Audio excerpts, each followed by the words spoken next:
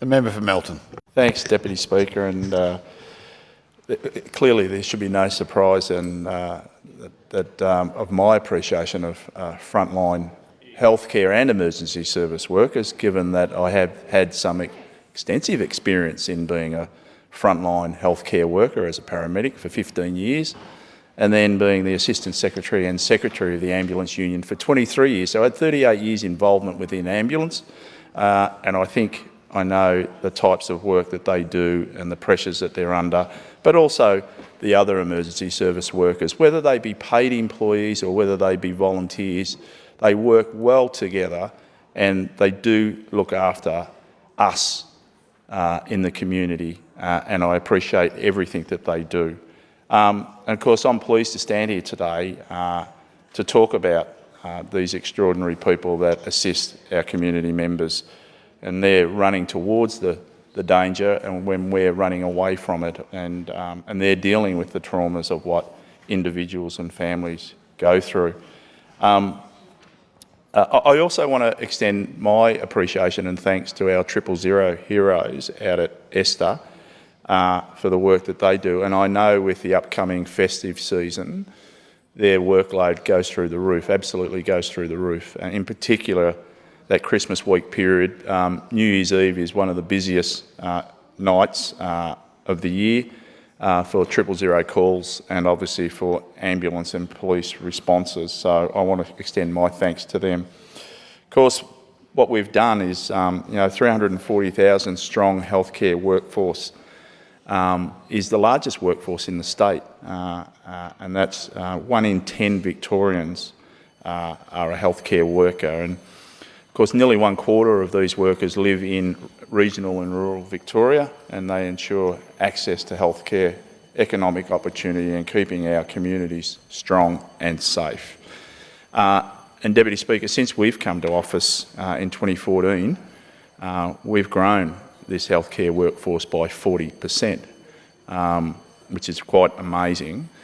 And there's now 36% more nurses and midwives and nearly 50% more paramedics. So I'll just remind the member for Narrabeen, there has been much employment of new paramedics. When I left the union job in July 2018, there were 4,200 paramedics. There's now well over 6,000 paramedics in the state of Victoria. There's well over 6,000 paramedics in the state of Victoria. Sorry, I can't hear you.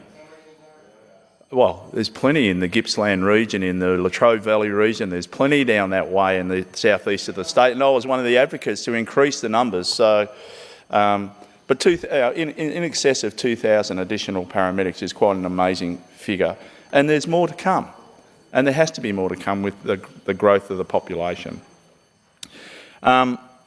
Clearly, we have some challenging times of late, and the challenges that face these people, these workers, the healthcare professionals, the frontline emergency service workers, the paramedics, clearly there are challenges, and their dedication is amazing, and their skill in dealing with issues just shines brightly. And again, I have nothing but appreciation for what they do, and I do understand what they go through and the burdens that they carry in their own individual lives because of what they do and see.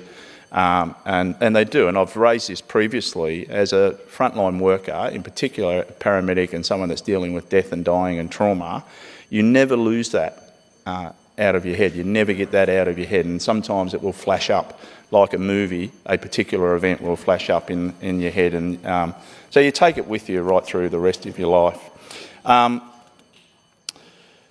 Nursing and what we've done in support of our nurses is we're making nursing and midwifery free to help train the next generation of nurses, and more than 10,000 students will have the cost of their nursing or midwifery undergraduate studies paid for. And while scholarships will be available for thousands more who complete postgraduate studies in areas of need, including things like intensive care, cancer care, paediatrics, and of course the nurse practitioner specialties.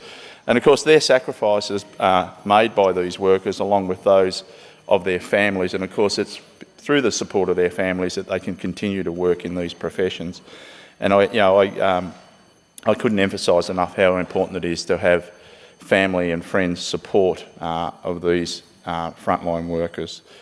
It is a difficult period that we'll be going into, and it does get busier. And of course, the healthcare profession and the paramedic profession, there'll be incidents over the Christmas period that will be so traumatic and tragic, as we saw only a few weeks ago in Daylesford, and we never want to see that again. But unfortunately, we will see multiple fatalities in some situations going right through the Christmas period, and these workers have to deal with that, along with others, such as the SES and the CFA, and again, we complement all of those supporting the system.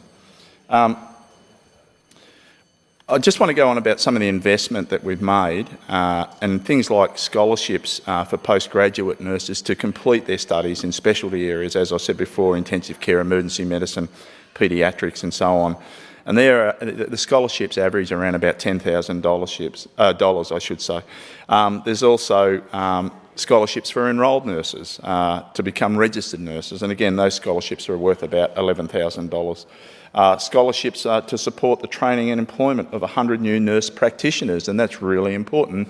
And why nurse practitioners are really important is because they'll be able to do some of the duties of what previously a GP would have done, that where GPs may not be available to be able to provide the service. Nurse practitioners can fill that gap, and it'll be fantastic to have another 100 nurse practitioners. And of course, more than $20 million to provide more support to the growing numbers of graduates and postgraduates as they transition to working in our hospitals. We've also provided a sign-on bonus of $5,000 for student nurses and for midwives.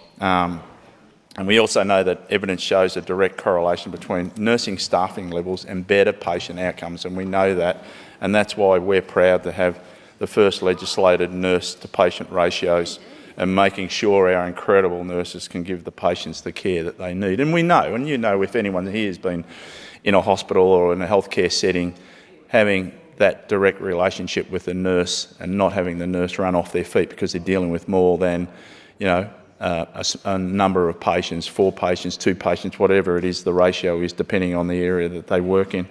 And we're going to be strengthening that nurse-to-patient ratio and midwife-to-patient ratios in law, and we'll boost nurses on duty in our intensive care units, which are some of the most incredible units if anyone's ever been in there, the high dependency units, the coronary care units, and the resuscitation base. And of course, these are all areas of the fine line between life and death, and the greater expertise and skills and people that we have in these areas, the greater outcomes there are for patients and their families. And of course, I talk about the paramedic workforce, and I alluded to it before, how it's grown since I left in 2018, but since this government's come into office, as I said before, we've recruited over 2,000, I think it's 2,200 paramedics. I think the numbers now are about 6,500 paramedics across the state, and that's growing.